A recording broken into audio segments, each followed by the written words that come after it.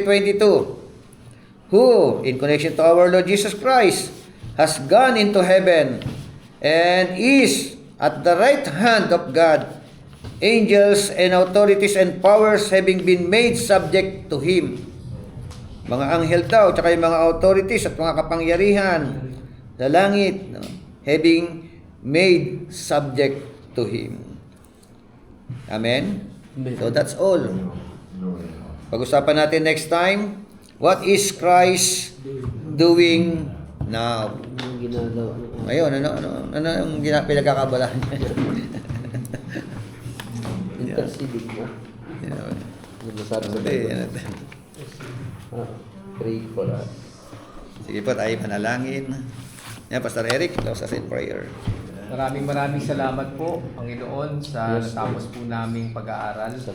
Maraming salamat po at kada po may klase kami, Panginoon, ay pinupunuan niyo po kami.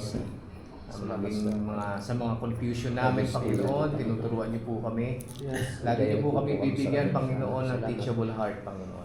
Nag-aaral kami dito para po maparangalan ka sa aming pagpapastor. Parangalan ka po namin sa aming pangangaral.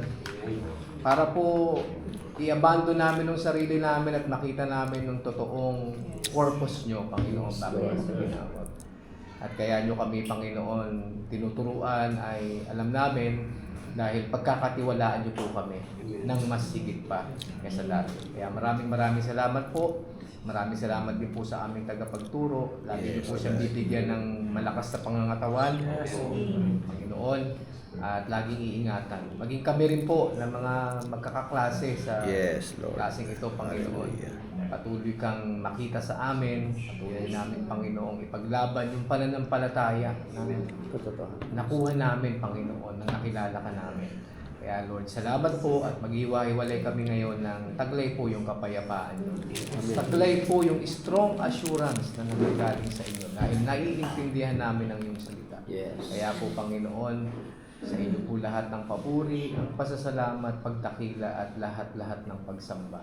Sa natatangi mo lamang pangalan, Panginoong Jesus. Amen. Amen. God bless po. See you on Saturday. Thank you po. God bless.